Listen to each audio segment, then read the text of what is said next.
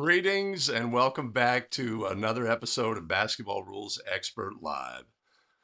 I'm super excited to be here. All internet problems are solved. We are good to go and we can talk National Federation of High School basketball rules, play scenarios, and any questions that you might have about basketball rules. Greetings, everybody. My name is Greg Austin, basketball official for over a decade. Consider myself a rules expert, and let's talk about rules. Super excited to be here. I may be a little bit hoarse. I was a clinician at camp over the weekend. SVSOA, a local association, had maybe one of the only basketball camps for high school officials here in the San Francisco Bay Area over the weekend. I was a clinician. I was working with younger officials, brand new, first year, second year, third year officials. So really focused on the basics, a lot of instruction in real time, and a lot of talking. So we may be a little hoarse. The camp was great. I have a question for you. Are you attending a camp this summer? Right? This is, a big focus here with our live streams is creating a ramp up to the next season, right? We are returning to normal after a crazy year last year, hopefully, and we can get back on a normal time schedule and get into the things that we need to do. And one of those is camp season, where we get better, right? We go through the process. And I was explaining to the campers that something that's really important is to understand the process. The official works the game, receives feedback from the clinicians about all aspects of their game. They get questioned. They need to be present. They need to be accepting of the information that comes from the clinicians. It's like pouring tea, though, into a cup. There's only so much that they can take. And some of the things that the information they get, they can't process, or they can process, and it just does not have value to them at this time. And they may discard it. But the process is one of, yes, I hear what you're saying, and try to execute the things that are the guidance that's provided onto the court. And that's the system of working a camp with a clinician. It goes like that. Now that clinician is going to maybe a week later go to camp themselves. They are a camper, right? Maybe it's a higher level camp or just a camp, and they are the camper. What's their role? Now it's to receive that feedback, try to apply the things and bring them forward. Take value from the feedback that is important to them and potentially disregard or set aside for the moment the rest.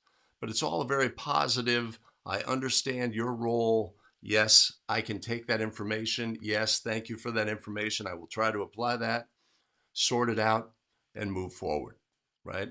So just understanding the role can be really helpful. Obviously, in a camp scenario, you don't want to be that guy that's, yeah, but, right? That's the common terminology where we are resistant to the feedback. Understand the process, take the feedback, evaluate it. Like drinking wine, you like slosh it around on your tongue and like see how it sits with you, right? I can understand that. I can apply that. And some of it's really simple. Yes, I can do that. I can position myself, more open to the look, et cetera, right? So super excited about that. David York is in the house. I want to be known as a rules expert. Okay, taking two other sports also. That's exciting, right? We want to be known as a rules expert, and we really want to be known as a rules expert when it comes to scenarios on the court, right? Our ability to pass a test and to have, rules knowledge that is bookish has a value, but of course, it's all about the game and centering the game in our approach. So if we have bookish knowledge and it has a negative impact on the way we officiate the game, And if we have bookish knowledge and we can't execute it when it comes game time, but we're really good once we get back to the locker room, that's obviously not where we want to be. We want to be able to take the rules with us onto the basketball court. That's one of the main reasons for this show, is to help simplify, clarify, and amplify. So that's the case. David York, 2 camps this year so far. Wow, that is impressive. Like I say, the choices around here in the San Francisco Bay Area have been limited. But I'm really excited to get back out. I just asked one of my local assigners who usually has a camp, and it's possible for later in the summer. Phil Haddad in the house asking about new rules and points of emphasis. I don't have that in front of me. Probably not a lot. Um, One of the new rules changes, though, is the allowance that states can have shot clock, and that, I guess, is coming in the near future. So the path is set, allowing states to adopt shot clock rules, and I personally I'm really excited by that. I officiate in California. I have never officiated a high school game that did not have a shot clock. So it's like I'm like a duck in water when it comes to shot clocks, and I'm excited about that rules change. Jason Hayes attended Gary Pollard's camp in May in St. Louis, and this week doing a team camp. Oh, tremendous, tremendous. And I also like to say, as a camper, have expectations of the clinicians. Say, gimme, gimme, gimme. I want information. I paid for this camp, right? And I expect some nuggets. I expect some knowledge. One of the frustrating things is sometimes we're working in a camp environment. It's towards the end of camp, and there's only one clinician on your court, and they're distracted doing something else, and you're out there working the ball game, and it's, come on, man, I want it. Pour it on me. Pour it on me. I'll take as much as you can get. So have high expectations, and when you identify a clinician who speaks to you, who can really you appreciate their language and their approach and their thinking, it's like find them even when you're not working, and start soak that information, soak that knowledge, and there we go. All right, fantastic. Vic Horton is in the house. Tremendous. Vic, good to see you. I believe that's Mike Connors. Spin move travel are a point of emphasis. Oh boy. Well, here's the deal. Like 90% of the time on a spin move, it is illegal by rule. I did see over the weekend, again, this is the first time I have been in a gymnasium watching live basketball in what, at least 12 months, 15 months myself. So, unlike some of you, I did not work this last season. We had a very truncated season in California. And so it was exciting to see. And there were a couple of JV players, legal spin moves. Really skilled, really great to see. Phil Haddad, thank you so much. We like helping basketball officials get better. Los Stanthan. Los Stanthan. One camp this past weekend, hiring camp next week. On standby. Excellent. Excellent. So our approach to a standby camp is actually going to be very different, right? When we go to I'm sorry. Our approach to a hiring camp, right? If we're going to a camp to learn, that's one thing. We're going to camp to get hired. We are bringing our A game from the time we walk in the door.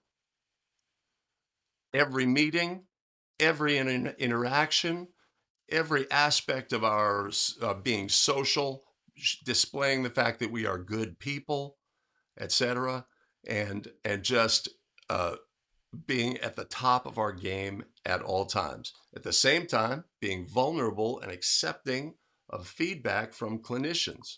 So I am crew chief, fantastic official, da da da da da. You give me feedback. Okay, I can improve this, this, this, this. Ooh, okay.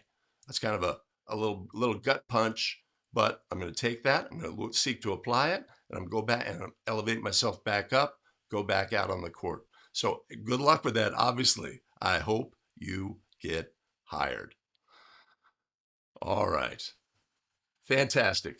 So great to see everybody. Today, oh no, this is what we're going to do. I got you. I got skills. We got to remember the technology's new, but I'm working through it. All right. So we're going to go the rundown, right? Let's talk about our live schedule.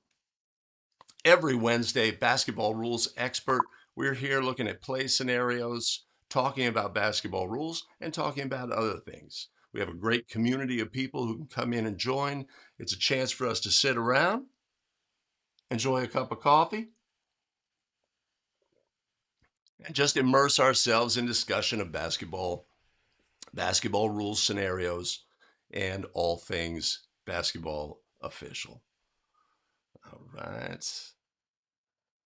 Every Friday, 5 Play Friday live, 7 a.m. Pacific, 10 a.m. Eastern, where we will look at plays. And exciting, next Monday, we have a masterclass Monday. Correctable errors, probably the most commonly requested topic here at Basketball Rules Expert. Everybody wants to know about correctable errors, how to, right? There's the sage old advice from the veteran official. Hey, here's the deal about correctable errors. Avoid them. Don't have them in your game and you'll be okay, right? That's not very helpful when a situation arises in your game and you don't necessarily know how to adjudicate the play. We need to know how to adjudicate plays when they occur, and they occur at all levels. You think NBA never has correctable errors? They have correctable errors. NCAA men's, highest levels, correctable errors. NCAA women, FIBA, I assume, correctable errors. They will occur in your game. And having the solid understanding of the basics can help guide when the correctable error occurs in your game. All right, fantastic. So, if you are new to the show, jump in the chat. Let me know your name. Put new. That'll help me out. Let me know your name and where in the country you officiate from. If you're new to the channel, obviously you're new to me. My name is Greg Austin with thebetterofficial.com. We craft video to help basketball officials get better and take control of their officiating career. We have live streams at least twice a week. Every Wednesday and Friday, we are live at 7 a.m. and occasionally on Mondays, Masterclass Monday. So next week will be our correctable error week. Masterclass on Monday, 5 Play Friday, play scenarios about correctable errors. And then on Friday, video of play scenarios. Ooh, that'll be interesting. That will be interesting. If you have a comment, obviously jump in the chat, put your voice in the game, contribute. You get more out of it in the long run. And if you have a question, lay it on me. Bring it. If you have a play scenario that comes up based on what we cover in the video, I do see Billy Mack in the house, the infamous Billy Mack from a small corner of the state of Connecticut, a fantastic resource, incredibly well versed in the rules of National Federation of High School Basketball Rules, a true basketball rules expert. Vic Horton, now has moved from Sacramento to Alameda, still with looking to high school. All right. Hey, Vic, reach out to me and I will connect you with Marcella Dobbs, who is the assigner for East Bay basketball officials, which would be in the Alameda area. If you're working a game at Alameda High School, that game is assigned by Marcella, and I will connect you with her. Fantastic. Donald Griffin, 2 camps so far, also in a hiring camp scenario, right? Excellent, excellent. Donald, good luck.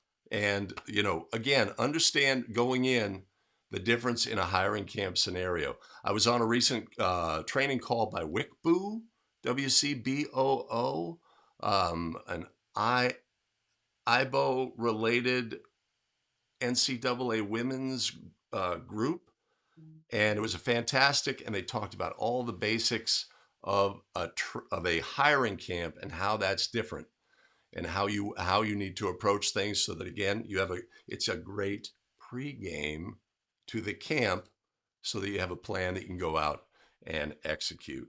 Great to see you, Donald.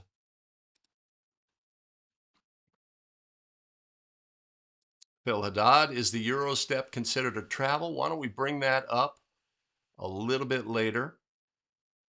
Fred is in the house from Florida. Good to see you. First time? Excellent. Welcome to the show. Corey Roan, El Paso, Texas. I think we might have had an El Paso no, it was Fort Worth last week. Good to see you, Corey. Vic, excellent. Excellent. Hey, I've changed some settings on the live stream. Some of the feedback, the comments get to me a little quicker. And hopefully I can ratchet that up one more level in the future. Excellent. David York from Indiana. Super supporter because you love coffee. You better believe it. And much appreciated. Much love, David. All right. Okay. Enough of the yammer yammer. Hey, so today I wanted to talk about our great resource as basketball officials, Referee Magazine, right?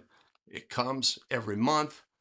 It's got content. Some of it is, vitally important. We love when it focuses on basketball as basketball officials. But one thing it always has is a little quiz scenario. It may have quizzes, rules questions, and it may have case play scenarios. Oftentimes, their articles will have scenarios as well, baked into the articles themselves. Scenario one, scenario two, scenario three. My advice: anytime a basketball rules quiz comes in front of you, no matter what level, is especially when it's out of context, it's a great challenge, right?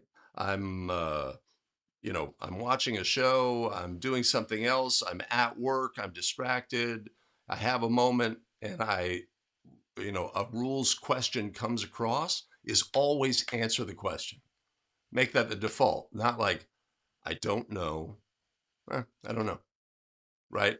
Answer the question, make a ruling, because oftentimes rulings in the game come at us out of nowhere, right? Like correctable errors. A play scenario develops and we are like, okay, that we're going to have to sort that out, right? So one of the things I like about Referee Magazine is we can, just open it up, find that quiz and go. And that can be really helpful. Sometimes it's like, boom, boom, boom. I'm not sure, right? And we've exposed a weakness in our rules knowledge. We can go research that. We can look at the answer. It's in the back of the book. We can look at the answer and say, I knew that. Oh, I knew that, but I was sort of I didn't recognize it from the question, or I was just I was a little distracted. I guess I knew that, but I didn't know it in the moment. And that's why we can work that muscle of rules knowledge. All right, Mike Lloyd in the house, another basketball rules expert. LL Bodie, longtime follower. Appreciate it. LL, awesome. All right, so let's get started with the show part of the program.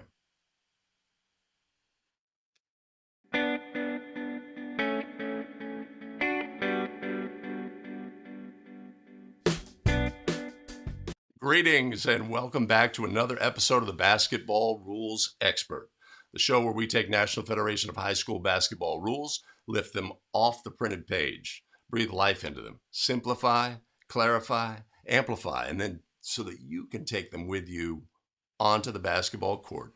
Greetings again, everybody. My name is Greg Austin with A Better Official. I've been a high school basketball official here in the San Francisco Bay Area for over a decade, and I consider myself to be a basketball rules expert. This show is about helping officials become basketball rules experts as well. Before we get started today, I'd like to thank our tremendous show supporters: Douglas Johnson, Dean Schrauben, Bret Temple, Choung Lee, and Marc Asmussen. Much appreciated and much love. If you want to buy us a coffee, there's a link in the show notes. Ah, that's not right.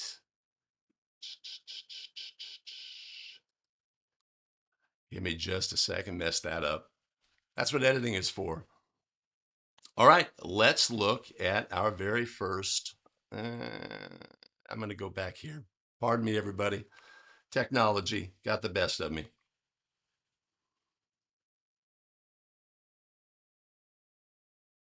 Let's take a look at our very first play scenario taken from Referee Magazine.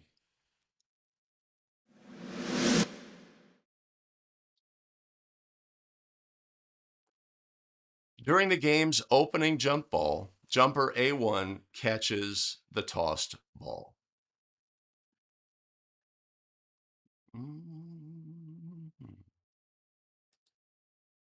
Ay, ay, ay. Apologies. Simple scenario. We start the game, jumper catches the ball. What happens next? Big point of the big obvious consideration that I learned over the weekend dealing with brand new first year, second year, and third year officials is lack of understanding of what happens next in all scenarios. What happens next? If we have that as officials, we dominate. If we know our mechanics, what happens next? You have the throw in, I'm getting bumped, I'm new lead, opposite, I'm in charge, I'm responsible for subs and timeout requests. I need to get in position, we're ready to go quickly. I need to know what happens next in a play scenario like a foul, right? Who's going to administer the resulting throw in or who's going to administer the free throws? Know what happens next. And obviously, in a rules scenario, we need to know what happens next. At the start of the game, we could say, are we really ready to officiate? We haven't oriented ourselves maybe because the game hasn't flowed for us. So who's going which direction? We expect our crew to potentially be confused. But what do we have with the basic scenario of a jumper violates? Pretty straightforward. We're going to give the team to the opponent at the spot nearest the violation. So where the jumper caught the ball would be the spot nearest their violation. The opponent would get the ball. Pretty simple, straightforward. The possession arrow will be set back to the violating team when the team that's inbounding has the ball at their disposal for the throw-in. Okay, important to understand that sequence.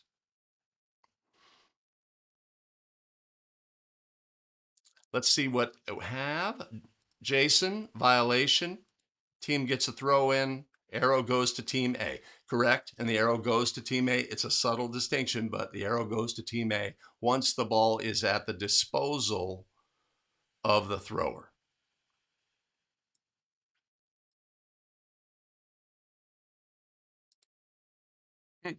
Billy Mack says, situation one, check the clock, right? If we have an illegal touch on the court, then the clock should not have properly started. So if you have a Wilt Chamberlain scenario where the referee tosses the ball and the player just reaches up and grabs the ball without maybe batting it once and then catching it, then we would need to reset the clock back to 8 minutes.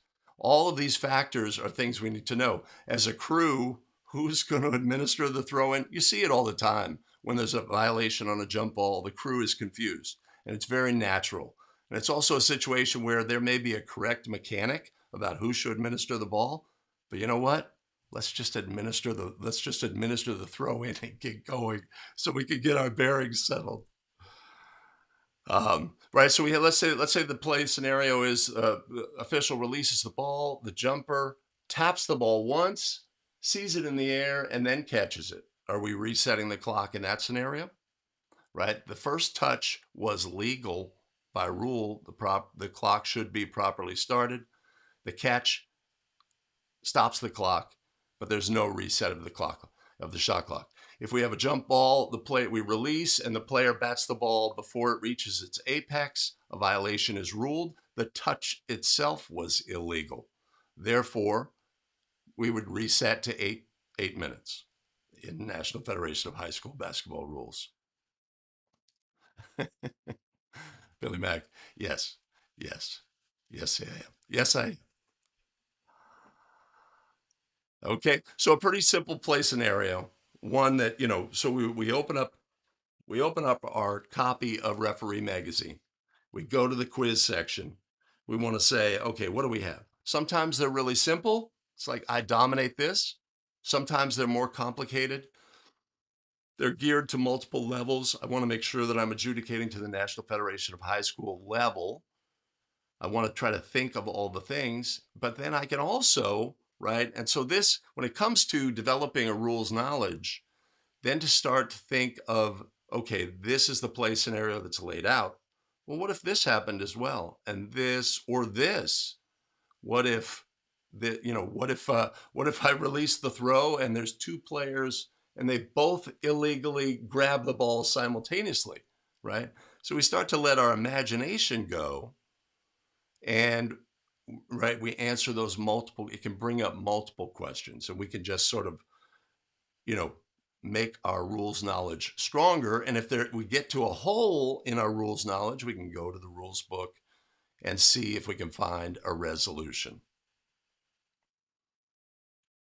All right. Appreciate everybody jumping in the chat. Isaac Rugali. That's a familiar sounding name.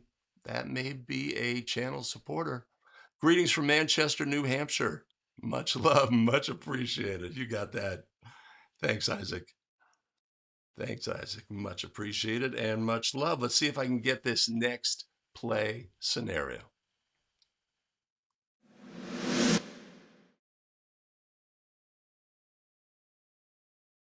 After Team A is granted a timeout, player A1 yells at an official walking to the team's huddle.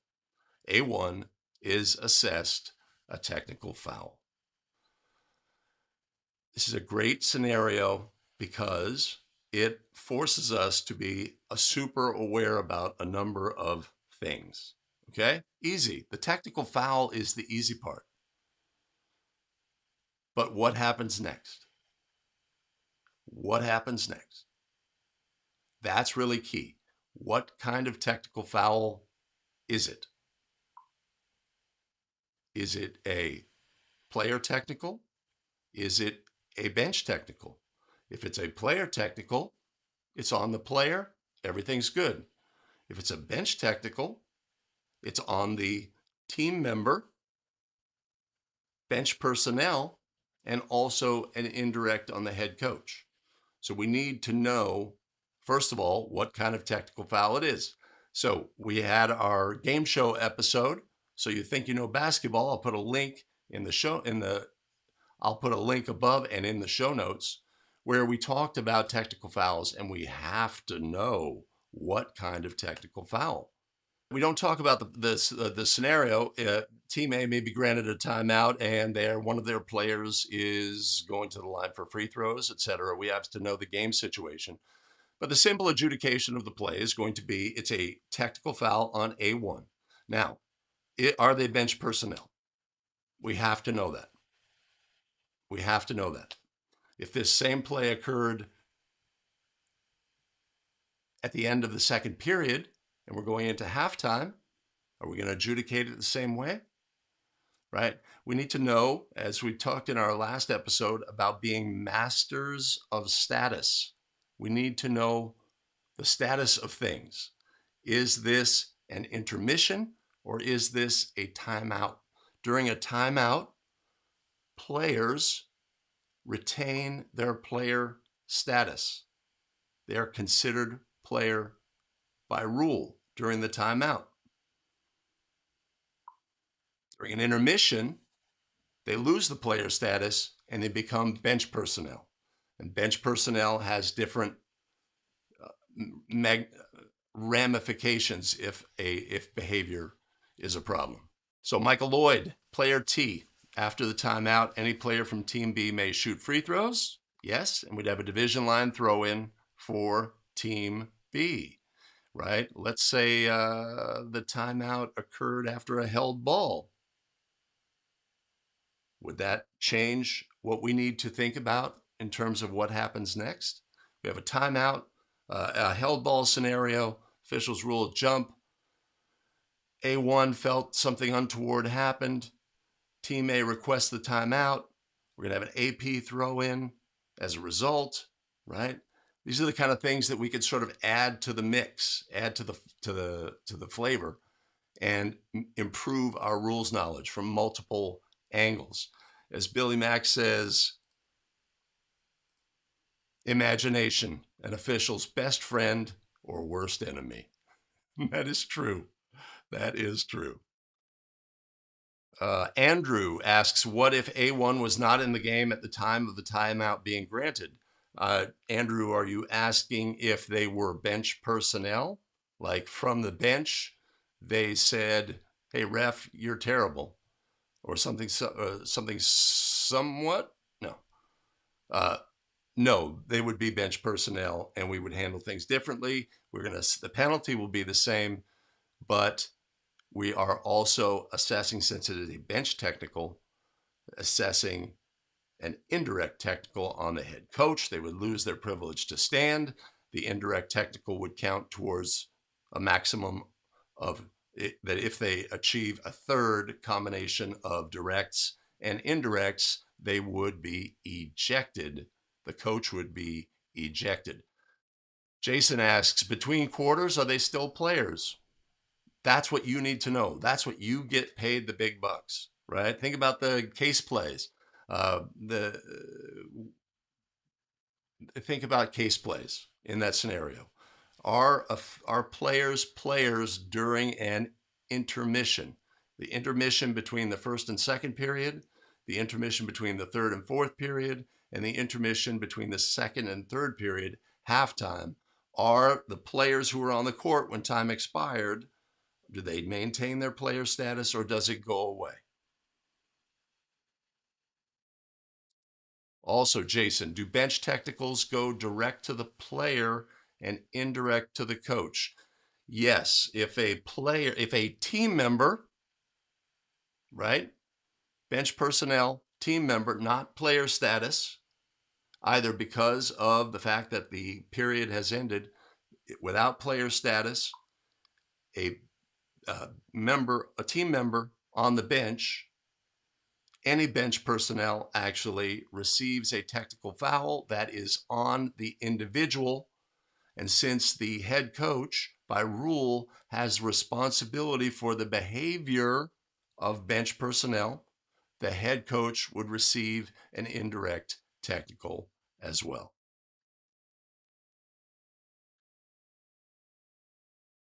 All right. So our ruling on this play, player technical on A1. Any Team B player or eligible substitute can shoot the resulting technical foul free throws, and Team B would be awarded the ball at the division line opposite the table. That would be the ruling on the play. I did mention, what if it was an alternating possession scenario?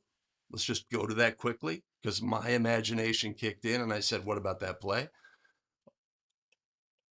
We have a play, two players on the floor, ball held so tightly that rough play may ensue. Officials rule a jump ball. One of the players, A1, felt something happened on the floor. Team A coach requests a timeout.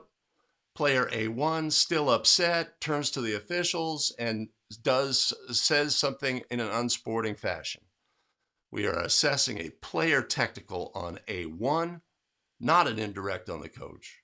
Player technical on A1, and any Team B player will shoot, and then we'll have the division lineup, they say opposite table. Well, what about the possession arrow? We had a held ball, right? What about the possession arrow? What happens with the possession arrow? It's currently, let's say, pointing to Team A. At the end of the resulting throw-in, when does the possession arrow get switched? By rule. When the alternating possession throw-in ends legally. Did that occur in this scenario? No. We did not use the possession arrow. The possession arrow would remain unchanged in that scenario. Jason, call correct. Oh, wait a minute. We got to celebrate a call correct.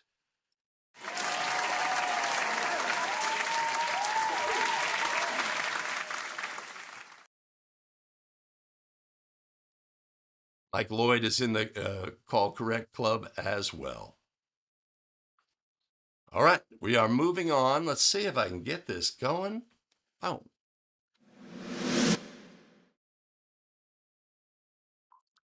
No. No, he did not.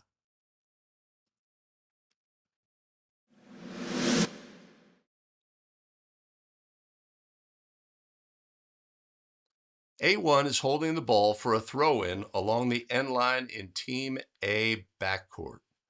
Team A coach requests and is granted a timeout. Team A actually had no timeouts left. What happens next? A great scenario, because it brings to the bear all those things that we need to know on how to administer this unusual situation. And many of the things that we talked about in the previous play. What kind of tactical foul is it? Let's say A1 on the court requested the timeout. What kind of technical foul is it? We have to know that. Table informs you, ref, hey, 0 timeouts remaining. They've already used all their timeouts. What happens next? Do they get the timeout? Do we assess a technical foul? Does that happen right away? This is actually a great game management scenario as well, in terms of when we get the information, pardon me, about when we get the information that the team had no timeouts, right? Like maybe the trail official blows their whistle, timeout A, right? We go to report. When we watch the players across, we allow them to get to their benches. We got Team A, head coach, timeout. Hey, ref, he's out of timeouts, right? The teams are in their huddle.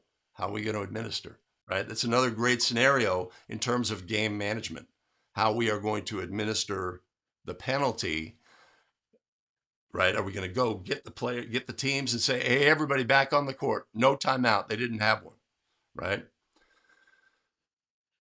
Alfred Kennedy jumps in and says, timeout granted, team tactical. 100% correct. We're going to have to go with... No, wait a minute. Alfred, that's better than that. That's 100% correct. Timeout is granted and it is a team technical foul. It is not on a player if they request it. It's not on the head coach. It's a team technical foul by rule, right? The excessive timeout is granted and the team is entitled to the timeout. Okay, let's make it a full, right? They're going to have a pretty stiff penalty coming out of this scenario, so let's make it a full. Okay, we may need to, so the coaches in this scenario may be ignorant. They both think that we're going to resume with the play on the end line. And it may be a competitive game. They may be setting up a strategy, etc. So we have to know how we're going to manage this in a game management fashion and inform everybody about what's going to happen next. Wait till the timeout when they set up an inbounds play or what have you. Do we go get them early? Do we intervene and say, hey, coach, I know it's timeout. I need you at the table. Coach, I know it's timeout, but I need you at the table, right? Bring them together, explain what's going to happen next. That's going to be a team tactical foul on Team A. Team B, you need to supply me with any player or eligible substitute to shoot the resulting free throws. It'll be Team B, ball at the division line opposite the table. There's the ruling. Coach, I understand that. Yes, what have you. We're going to begin the timeout now. Go back to your team, and we'll bring you out when the timeout's over. Something along those lines, probably a great solution. Brian in the house. Hey, Brian, thank you for joining. Kansas official? Yeah, jump on. Bring other officials into the chat. And Mike, I think we mean grant the timeout, and it is a technical foul. So our play scenario, A1's holding the ball, Team A coach requests and is granted a timeout. Team has no timeouts left. What happens next? Depending on when we are informed, right, we may go through, but ultimately, the team is assessed a team technical foul by rule. Any Team B player will be eligible to shoot, or eligible substitute will be able to shoot the resulting free throws, division line throw in. If that was an AP throw in on the end line, we know that from the last question, how we would handle the possession arrow. And we're going to move forward. How we actually administer how we actually provide the information to the coaches is a great game management scenario. May take, there are many different ways we could go. Wait till they come out of the timeouts and then inform, assess the technical foul while they're in the timeouts, and then inform, bring the coaches together, explain the ruling, allow them maybe more time in the huddle, and go from there. Those are all potential options. Sergio in the house, can we remind the coach that they are out of timeouts if we are the trail or the center? So I'm going to take that question two ways. One is the coach requests a timeout. The player requests a timeout. Coach, you don't have any timeouts, right? That's our natural inclination. I know you don't have any timeouts. I want to protect you from yourself. There is a case play in National Federation of High School rules that the officials do not have that ability to ignore the request, even if they know that the coach has no timeouts remaining. So we are not allowed to go through that process of saying, Coach, I'm not going to grant your timeout request because you don't have any timeouts. Okay, we can't go that route. Now, let's go back to Sergio's question. Can we remind the coach that they are out of timeouts if we are the trail or center? What are our responsibilities as officials when the scorer informs us that that team is out of timeouts after their last timeout? Because they had obviously requested their fifth timeout previously, right? The scorer's job is to inform, hey, ref, they are out of timeouts. Our job as officials is to inform the coach, Coach, you are out of timeouts. As Billy Mack says in the comments,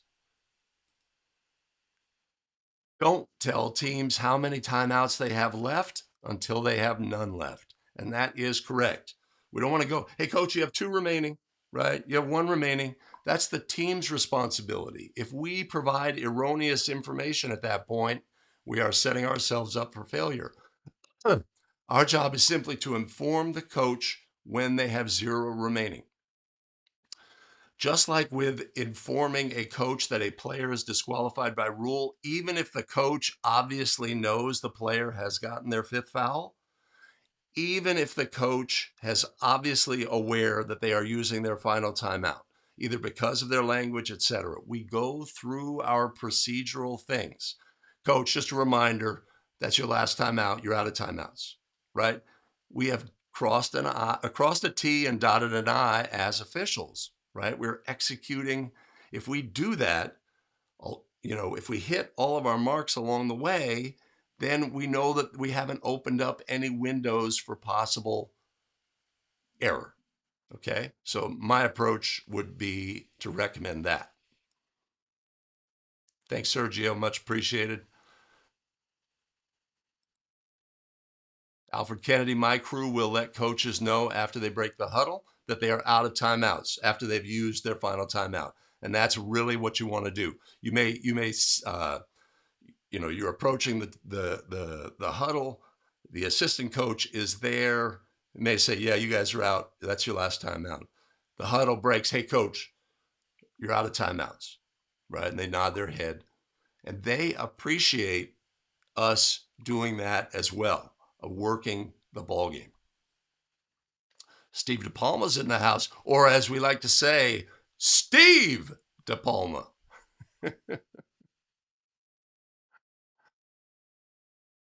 Mike Connor's case play says timeout was already granted. At that point, administer it. Yes, that is our instruction as National Federation of High School Basketball Referees. All right, let's see if we can move on to our next scenario. A1 is fouled by B1 while airborne and shooting the ball. The try is successful. The foul is ruled an intentional foul. Super simple. Obviously, if you are a fan of Basketball Rules Expert, we cover this often because it's often misunderstood. An intentional foul on a made basket. What is the penalty? We're going to score the goal, obviously, but what is the penalty for an intentional foul? And we could get caught up. It's like, well, it's an and one, right? We're going to, or other levels are going to affect our knowledge, but the penalty for an intentional foul is always the same, with a little asterisk. 2 free throws to the offended player or their eligible substitute, should they be injured, and the ball to the team nearest the spot of the foul. 2 free throws and the ball, always, except one scenario, a missed 3-point try. Intentional foul is ruled. 3 free throws and the ball at the spot nearest the foul. It's so simple. And if we own that, we can always take that with us onto the court. This play scenario occurs, and oftentimes there's immediate confusion, or not confusion, but uncertainty with the crew, right? Yeah, is every single crew member, either 2-person or 3-person, going to say, "Hey, we're going to score it. We're going to shoot 2 free throws and then give the ball back to team A," or maybe 2 officials know that and 1 doesn't. 1 knows it and 2 don't. Hopefully not. 3 don't know it. Okay. It's also a scenario where you may be with a veteran crew. You may be with a crew where you're working with a big time. These guys both are collegiate officials. And we have this play scenario. And maybe the collegiate rule is different. And you've got to step up and be, hey, I'll tell you what, I'm going to protect the rules of the National Federation of High School Basketball rules in this game with these officials. Because I know the penalty is 2 free throws and the ball nearest the spot of the foul. I know that, right? And I'm going to stand up for the rules, stand up for the game. All right, let's see what we have on this play.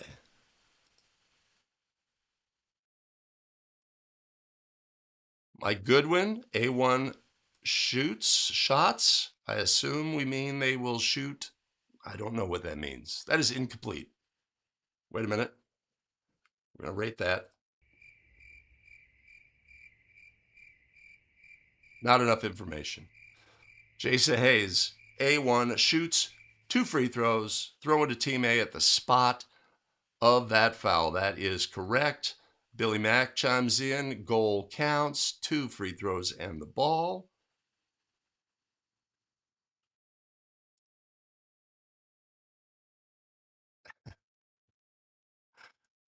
Yeah, Mike Goodwin. Billy Mack. Don't mess with Billy Mack. Excellent, Mike. I got you. All right. So a simple play scenario, but one you will see it with other crews. we're going to score the goal. We're going intentional with a shove in the back. It was pretty amazing. The player, makes the shot. Scenario A, player is fine.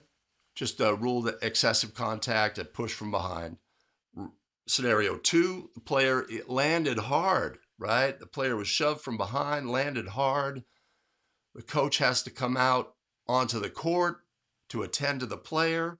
Brings up other issues of what is required if we're going to keep that player in the game. And if we do not keep that player in the game, who would shoot the resulting free throws? Obviously, it is their substitute by rule, right? So again, we're looking at Referee Magazine, and these questions themselves are pretty straightforward, but it's always great, like I say, to approach the questions and answer the question. Boom. I know this.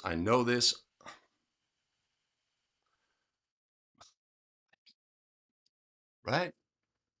If I don't know it off the top of my head, why don't I know it? I don't have the rules with me in my pocket, as we like to say. And I may be confused by that play if it occurs on the court. Okay? So the value of the Referee Magazine is it gives us that, hey, all right, you ready? Here's 5 quick questions. Right, let's go. All right, appreciate everybody jumping in. Let's take a look at our next play scenario.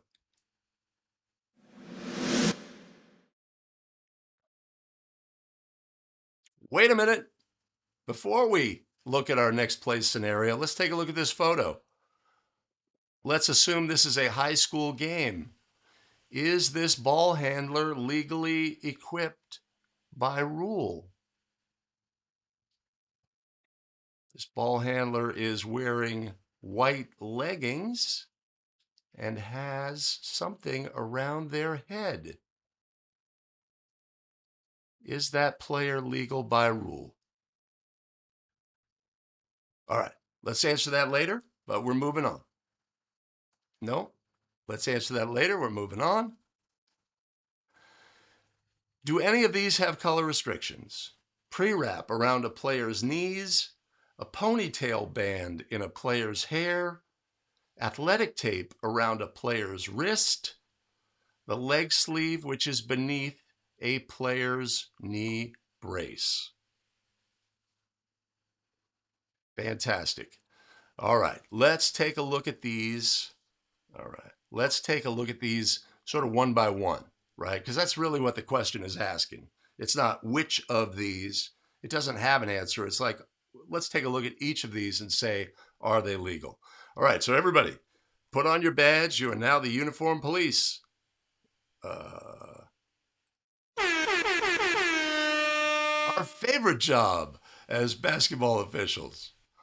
All right, let's take a look at our list. Let's start at the bottom. A leg sleeve which is beneath a player's knee brace. Okay.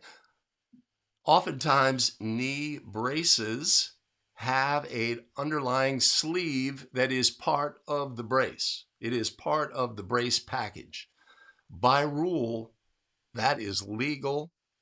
That brace is legal, and there are no colored restrictions on a brace. So underneath the brace, it may be subtle, it may be black. The brace itself is black. Everything's good. But for some reason, maybe the underlying padding is white and the brace itself is black and it looks awkward and everybody else is wearing black leggings. It's part of the brace. The brace has no color restriction. Athletic tape around a player's wrist. Easy. Tape is never has any color restriction. Tape, right? Tape on a wrist, tape on an arm, physio tape, right? Something relatively new in the game, creates patterns that could be pretty extravagant. Sometimes you see like, wow, who put that on? But by rule, tape does not have color restriction. A ponytail band in a player's hair. This would be a hair control device that has only hair on the inside of it. A headband is something that goes completely around the head. has skull inside the circle, a hair control device, no restriction on how many. A player could have 13 of them going down their very long ponytail. There's no color restriction by rule. And our first one, a pre-wrap around a player's knees. Yeah, so I see players with these little rolls of pre-wrap, and I really do not understand what those are for.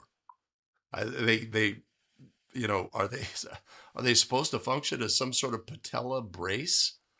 Um, I don't know the answer to that question, but by rule, anything worn on the leg is treated as part of our package and must be the same color for each player and for each team member who participates. Give me an opinion. When you see the kids with a little rolled up pre-wrap, I mean, I know for most of us or a lot of us, it could be, I don't even see that. I'm going to ignore that. It's not a thing. But first of all, does anybody know what is it all about? Why do players wear those? Little rolled up pre-wrap, very thin. It's obviously not going to be super strong. Just to feel, I don't understand. So let me know what you think. Okay, now let's go back and look at that. Let's go back and look at that photo. There we go. Right? So in this photo, we can see that the player is wearing white leggings. And there is this headband up above. But you know what I'm going to do?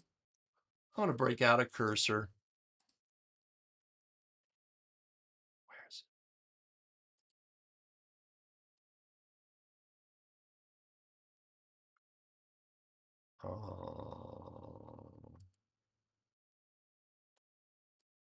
If we look up here, it is a headband. It goes completely around the head, but it does appear to be a concussion headband, meaning that it has padding and a headgear that is for concussion prevention, does not have color restriction by rule. So if that is what it is, which I think it is, then it would not have color restriction by rule. Now, I do know, somebody asked earlier, points of emphasis, new rules. I do know that National Federation of High School has now said religious headgear no longer requires, correct me if I'm wrong, religious headgear no longer requires a note. So the rule about headgear is players can wear all sorts of things, padded helmets, special stuff. I had a kid who had some sort of hair issue, hair loss issue, and the player wore a knit cap. Okay.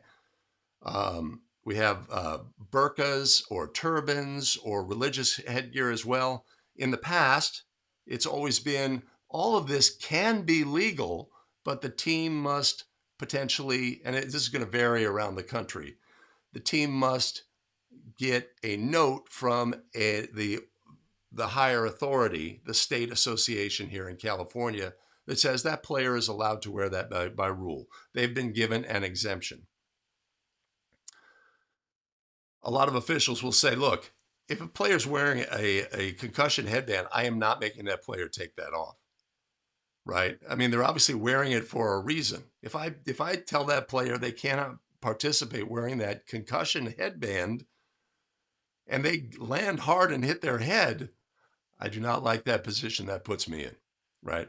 So, National Federation of High School Rules, I believe, has added language that says religious headwear, players who cover their head for religious reasons, that is legal by rule and does not require that letter in the future. That's my understanding. You have something different, drop it in the chat. Let me know. And let's move on.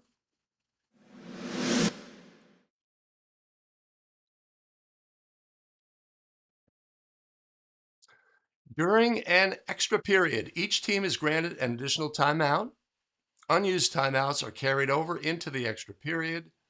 Team fouls are reset to 0. The intermission between extra periods shall be 1 minute in length. Right? Which of these are true? Which of these are not true? Again, one of them is, in this instance, one of them is not true.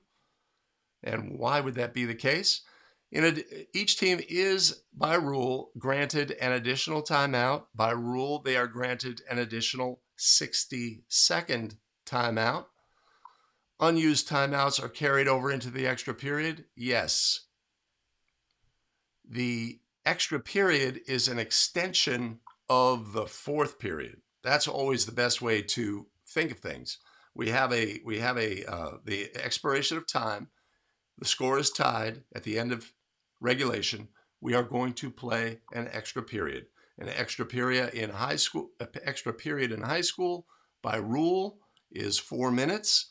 That rule may vary for lower level games. For if some teams may play 7-minute quarters at the freshman level, and they may have a 3.5-minute overtime, but it is 4 minutes by rule in National Federation of High School Basketball rules.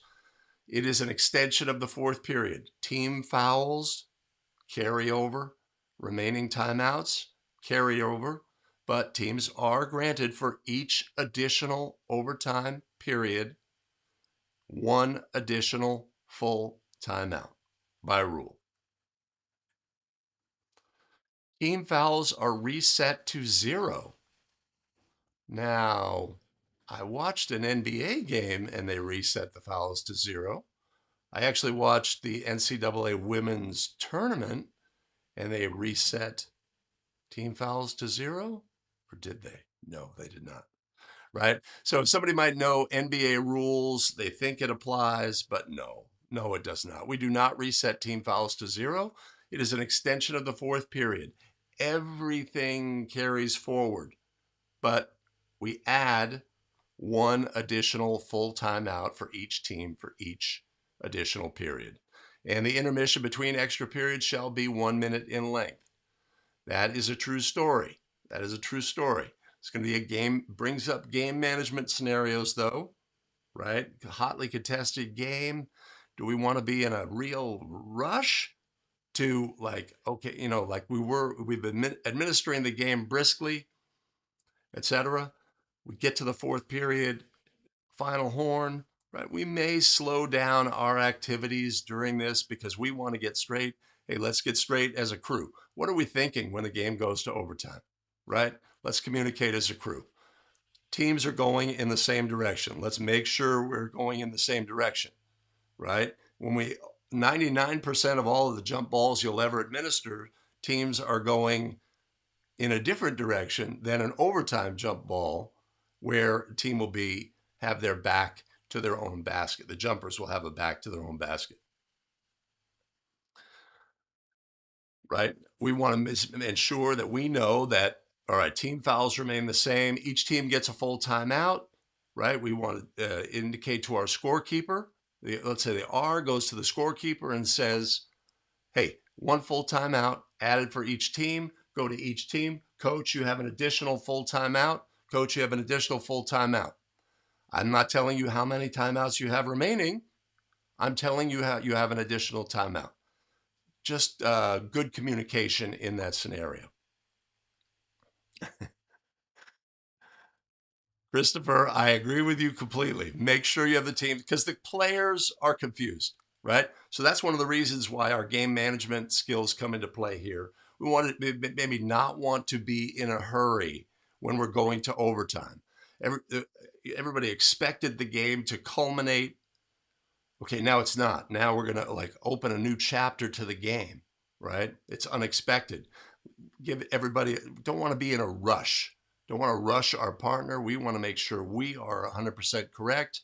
We get everybody lined up. We keep our game going, right? We don't want to delay things unnecessarily, but maybe we're not super anxious to, all right, 60 seconds horn, 15-second horn, bring them out. Let's go and get going quickly, right? Just that's how I would counsel in that situation. All right, we have a lot of players jumping in. Jason, correct. We are not resetting team fouls. Alfred also there, and Billy Mack as well. Extension of the fourth quarter. That is always great language to have in your brain when you when you get to that scenario. Because if I know that it's an extension of the fourth period, then I know that the team fouls. I know that they stay in the same direction. I know these things. I don't have to think them through on the court.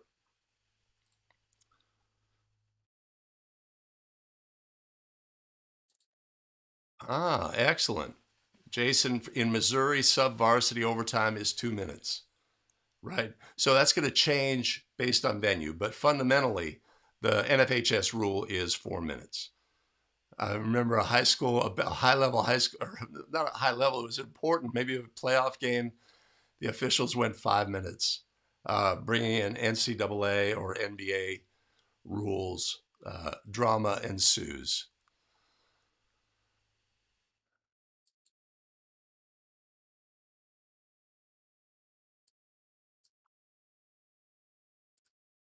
Christopher, excellent. Sioux Falls, South Dakota. Excellent. You guys have shot clocks.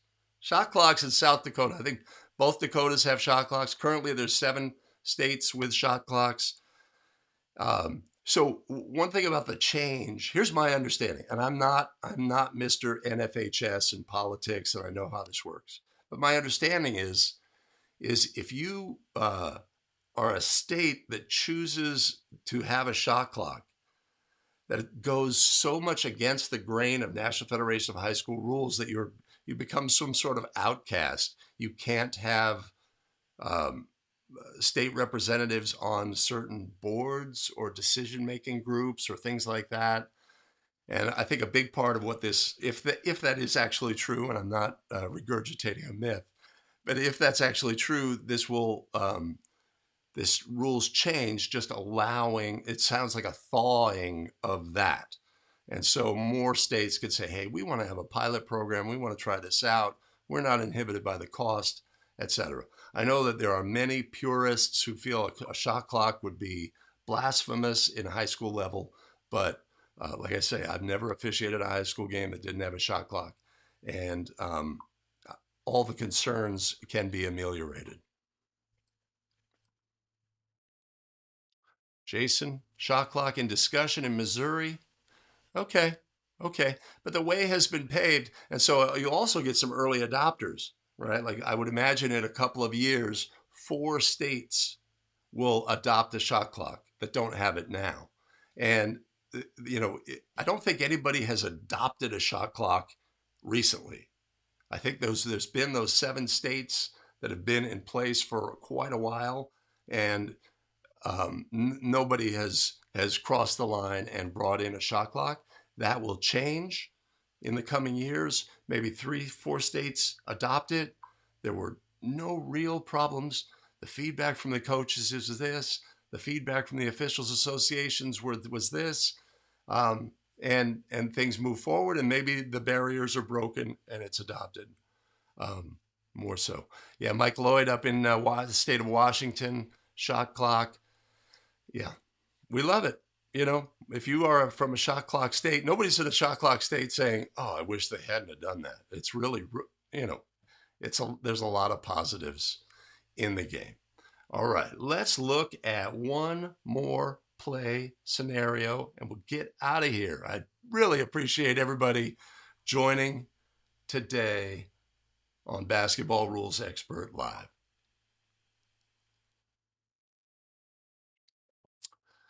The game clock shall time all of the following except which periods of time? Halftime, intermission, timeouts, or all of the above, right? So we have a clock on the wall. Is that clock to be used in the timing of the game? Obviously. The timing of halftime, 10 minutes up on the clock, and run it here under National Federation of High School Basketball rules. But timeouts. Do we want, there's 2 minutes and 32 seconds remaining in the fourth period, and a team uses the game clock to count down a 60-second timeout. And the officials are disconnected. The teams are disconnected from how much time is remaining in the game. I believe if we look at Rule 2 and the scorer and timer's duties, the timer is to time on a secondary device. I'm actually unsure. I know in NCAA women's timers are prohibited from using the clock on the wall. I know also that at several high schools, it's part of their system programming. But I don't know that there is a restriction against it, right? If their timing is on the wall, and we're obscured from the time, if the game was close and time is running down, like there was a timeout requested with 13.2 seconds remaining. From a game management side, I may say to coach, hey, coach, there's 13.2 remaining during the timeout. Go to both coaches, obviously treat them the same. Something to consider, not something we have to do, but may be appropriate if that information is obscured. Alfred says he's seen it as just part of the timing system. So it's obviously something that's unenforceable. It's not a rule per se, and it's an inconvenience. But we don't like it when anytime we're disconnected from the information that we expect, like here in California, a shot clock, how much remains on the shot clock or how much remains in the game. It's extremely disconcerting. Oh, Mike jumping in with the rule. Excellent. Be provided with a clock to be used for timing quarters, extra periods, and intermissions, and a stopwatch for timing timeouts. The clock shall be operated by the official timer. Fantastic. Excellent clarification. I appreciate that, Mike. So, in this day and age, everybody has a timer on their phone. This is fantastic. The stopwatch on the phone would qualify, and we're good to go. All right. Okay, I am going to wrap up the show for the live viewers. I'm going to wrap up the show here only for the recording, and I'll be back and we can talk some more about play scenarios. So stand by. Hey, thanks for joining us today on Basketball Rules Expert. Much appreciated and much love. Now, if you haven't already done so, wait a minute.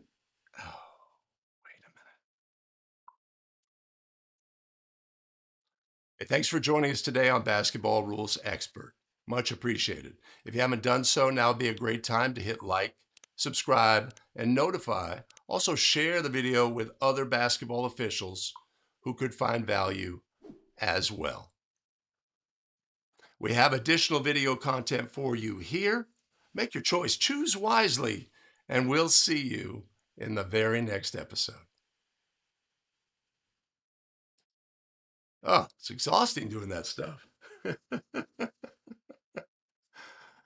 Zav with a Joey Crawford shout out. Hey, much appreciated. Hey, so here's the deal, is when I'm working with these new officials over the weekend, brand new, first year, second year, third year, so many officials could take something that Joey Crawford really was very famous for and animated, and that's side shuffle. That side shuffle when transitioning from center to center, from old trail to new lead, right? What we want to do is evaluate the players on the court and see where we're going to go on the court in transition. And if our first move is to stay put, evaluate the defense, and our second move is to start a shuffle down the court and not turn and run down the court, we're going to be in a better position to adjust. From that shuffle, we can always break out into a sprint and get to the end line. But from that shuffle, we can also easily stop. So many people could benefit from just stealing that from Joe. Don't steal the super emphatic, unapproved signals and histrionics and maybe injecting ourselves in the game as much. But if you can develop that side shuffle that Joey brought to the game and sort of made funny and interesting at the same time, I definitely suggest you do. Paul Clay is in the house. Paul was the person responsible for the camp that I attended over the weekend, and just a phenomenal experience for the campers, for the officials who were there as clinicians. And Paul, 1,000 thanks and much appreciated for what you do in helping basketball officials here in the San Francisco Bay Area get better. A phenomenal experience, one I would recommend to everybody, and next year, and I will be more than thankful to be invited back to attend. But we'll see. You never know. Paul might be there saying, "Yeah, well, we'll see about the invitation." Jason Hayes with a question. On timeouts, how would you handle getting coaches to break their huddle and get out on the second horn? I have coaches around here notorious for being bad at this. Perfect, right? Imagine a stair step, right? There's a house and it has 6 stairs going up to the front door. We have options we can elevate and go many different levels in this scenario. Pre-game, coach, great, have a great game. Players legally equipped, right? Fantastic. Have a good game. Hey, do us a favor. Have players have the huddle break on the second horn. We're going to be looking to put the ball in play, okay? Thank you. They nod their head. Yes. Okay, we have that agreement, right? First timeout occurs. First horn. First horn. Come on, guys, let's go. All right, we start back. They're still not coming. They're not coming. Your partner's ready to put the other teams on the court. Hey, players, here we go. Coach, I need them now, right? We're assertive, okay?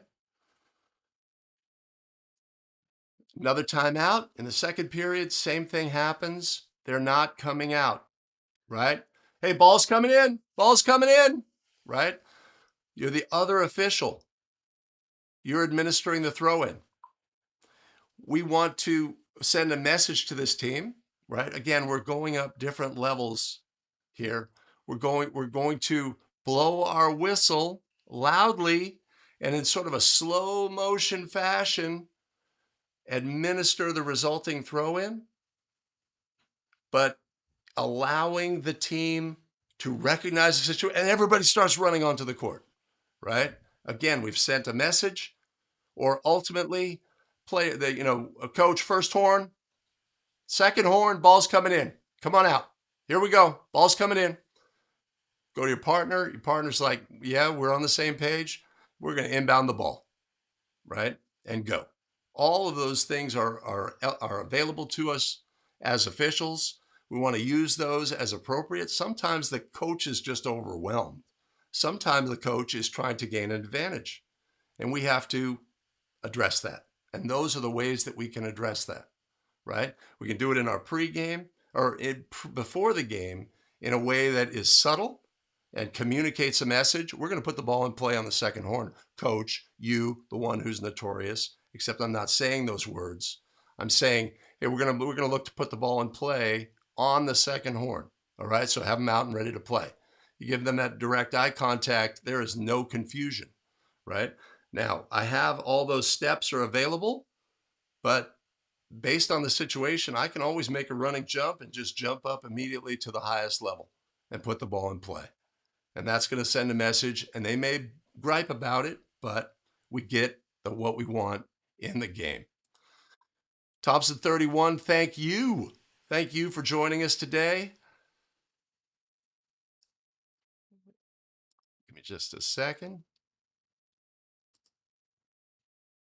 No restrictions on headbands, fouls. Thank you for what you did at camp, Paul Clay. Mike, thanks for joining us today. Alfred, awesome. All right, I am going to wrap things up. I much appreciate everybody joining us today. I love the discussion. This was a lot of fun. Come back next Wednesday for Basketball Rules Expert. Join us on Fridays. We can look at plays and go from there. Remember, next week, Basketball Rules Expert live on Wednesday, of course.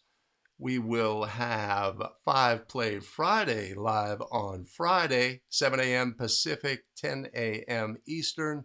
And then on Monday, July 5th, Day after 4th of July, we're going to have big kickoff correctable error week here at Basketball Rules Expert. It's going to be super valuable content. I know it's a point of confusion for many.